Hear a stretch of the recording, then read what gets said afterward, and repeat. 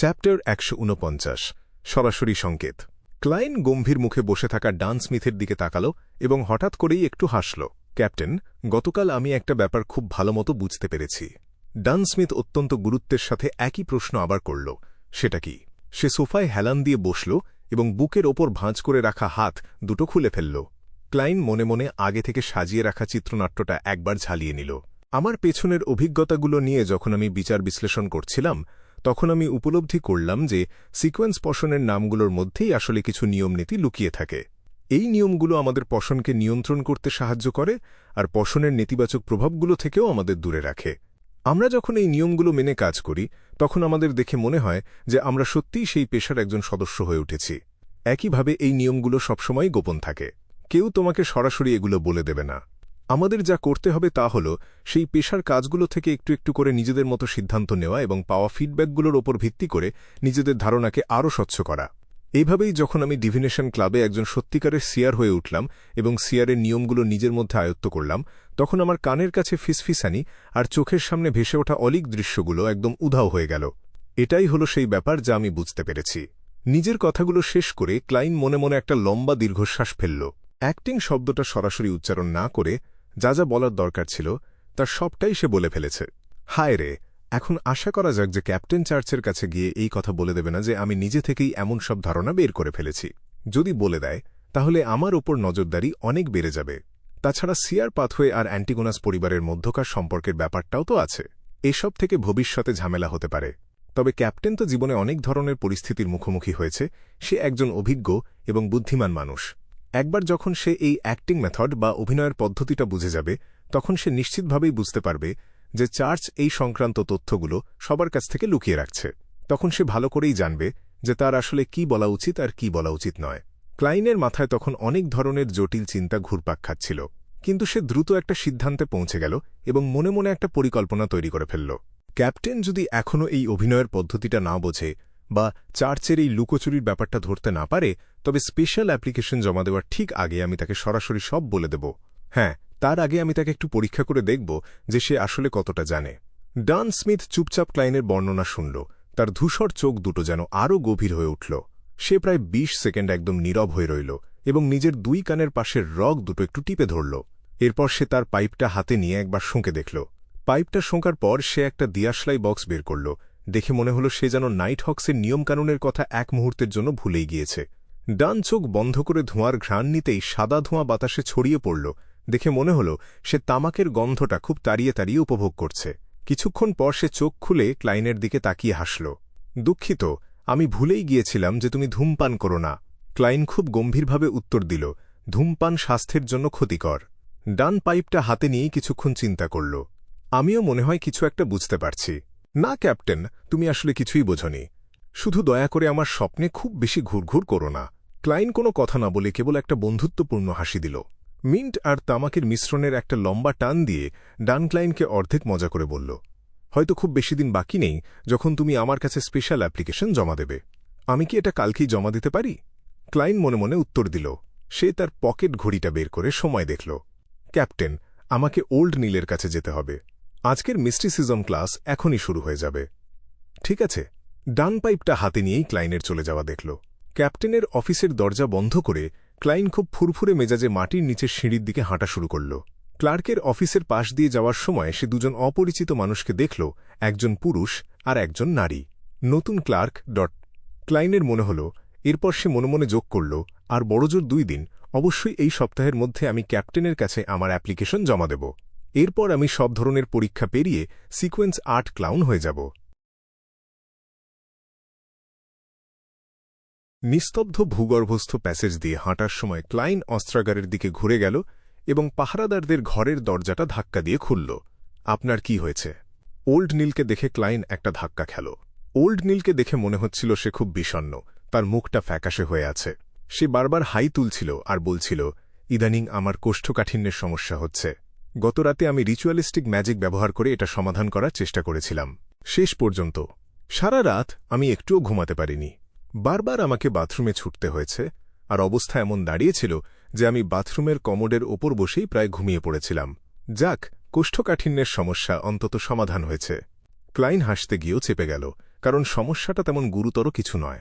কিন্তু সে নিজেকে সামলে নিয়ে জিজ্ঞেস করল, আপনি কি এখন ভালো বোধ করছেন? একই সাথে সে চিন্তিত হওয়ার ভান করে তার বাম দিকের কষের দাঁতে দুবার টোকা দিল। সে তার স্পিরিট ভিশন ব্যবহার করে ওল্ড নীলের স্বাস্থ্যের আভাটা দেখার চেষ্টা করল। পরিপাকতন্ত্রের হলুদ রঙের মধ্যে আর কিডনির কমলা রঙের মধ্যে কিছু কালচে দাগ আর অশুদ্ধতা দেখা যাচ্ছে, কিন্তু সেগুলো খুব একটা চিন্তার কিছু নয় এবং মোটামুটি সীমার মধ্যেই আছে। ক্লাইন একটা স্বস্তির নিঃশ্বাস ফেলল। আমি এখন ঠিক আছি।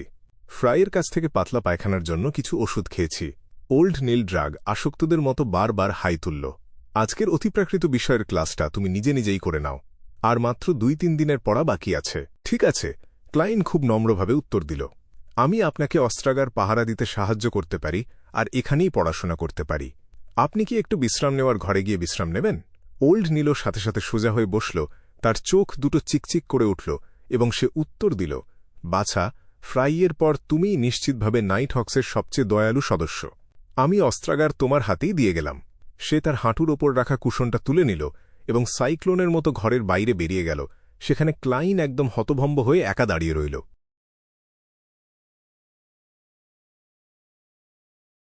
ব্ল্যাকথর্ন সিকিউরিটি কোম্পানি আজ সকালে একটা বাড়তি কাজ পেয়েছে। কাজটা ছিল একজন ধনী বণিককে একটা চুক্তির জন্য হারবার বা বন্দরে পৌঁছে দেওয়া। লিওনার্ড আর কেনলি কাজটা খুব সহজেই শেষ করল এবং কিছু বাড়তি টাকাও আয় করল, যা দেখে ক্লাইনের বেশ হিংসে হল। সে তার সারাদিন অতিবাহিত করল মিস্টিসিজম শিখে, শুটিং প্র্যাকটিস করে আর ইন্সট্রাক্টর গাওয়াইনের কাছে মার খেয়ে। গাওয়াইনকে দেখে মনে হচ্ছিল সে কোনো কারণে আজ খুব উত্তেজিত হয়ে আছে। হাঁপাতে হাঁপাতে ক্লাইন যেন বাতাসের জন্য লড়াই করছিল। বেশ অনেকটা সময় পর সে একটা ঝর্ণার নিচে গোসল করার আর কাপড় পাল্টানোর শক্তি ফিরে পেল।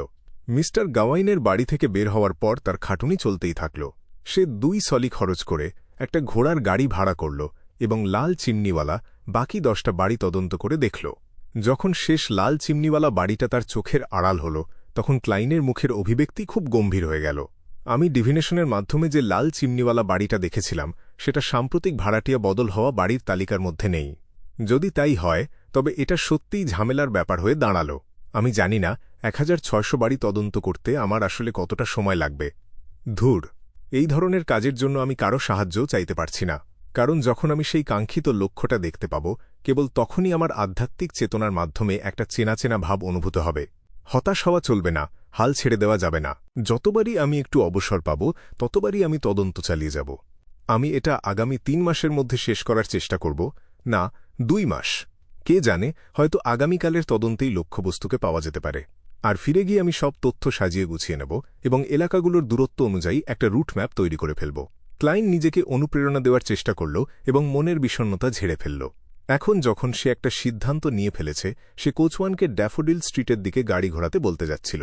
তবে হঠাৎ সে বুঝতে পারল যে সে আসলে মিস্টার আজিক যেখানে থাকেন তার খুব কাছাকাছি কোথাও আছে। মিস্টার আজিক ছুটিতে যাওয়ার আগে আমাকে লিখে জানিয়েছিলেন যে তিনি এই সপ্তাহের কোনো এক সময় ফিরে আসবেন, কিন্তু ঠিক কোন দিনে আসবেন তা জানাননি।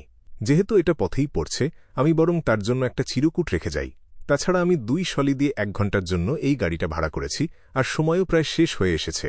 আমি মিস্টার আজিকের বাড়িতেই নামব, তারপর সাধারণ ঘোড়ার গাড়িতে করে বাড়ি ফিরে যাব। ক্লাইন দ্রুত একটা সিদ্ধান্ত নিয়ে নিল। 4 মিনিট পর সে গাড়ি থেকে নামল এবং মিস্টার আজিকের বাড়ির সামনে পৌঁছাল। এখানকার বাড়িগুলো ড্যাফোডিল স্ট্রিটের বাড়ির চেয়ে অনেক উন্নত মানের ছিল, তবে হাউস স্ট্রিটের বাড়িগুলোর মতো অতটা ভালো নয়। বাড়ির সামনে একটুখানি ঘাস জমি আর পেছনের দিকে একটা ছোট বাগান ছিল। টিং টিং টিং। ক্লাইন দরজার বাইরের দড়ি ধরে টান দিল এবং বাড়ির ভেতরের ঘণ্টাটা বেজে উঠল। কয়েক মুহূর্ত পর সে ভেতর থেকে পায়ের শব্দ শুনতে পেল এবং দরজাটা খুলে গেল। মিস্টার আজিকের সৌম্য চেহারা আর তামাটে গায়ের রং ক্লাইনের চোখের সামনে ভেসে উঠল। যেহেতু তিনি বাড়িতেই ছিলেন, তাই তার গায়ে কেবল একটা সাধারণ সাদা শার্ট, একটা বাদামি ভেস্ট আর সাথে মানানসই প্যান্ট ছিল।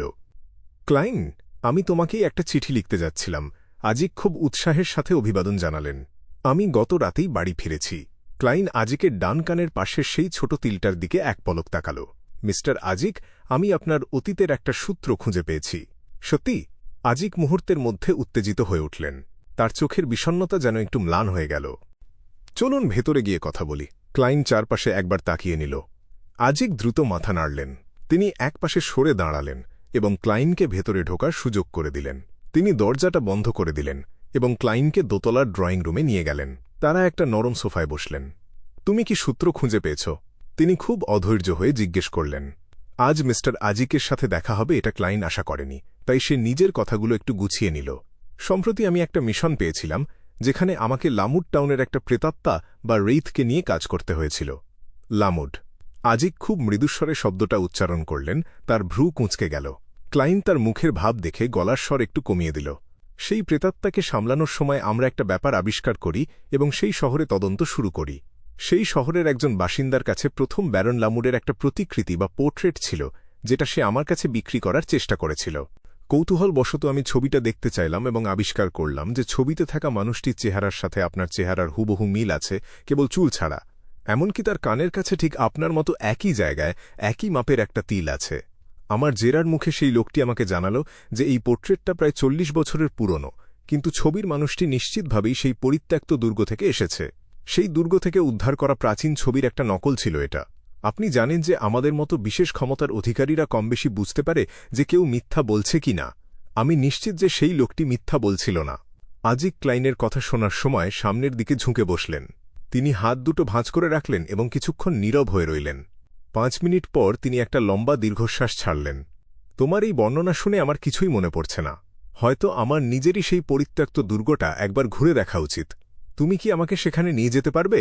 সেটা আমার জন্য সম্মানের ব্যাপার হবে, ক্লাইন উত্তর দিল। তবে আমাকে আগে একবার বাড়ি যেতে হবে। আমি চাই না আমার ভাইবোনরা আমার জন্য চিন্তা করুক। কোনো সমস্যা নেই। আজিক উঠে দাঁড়ালেন।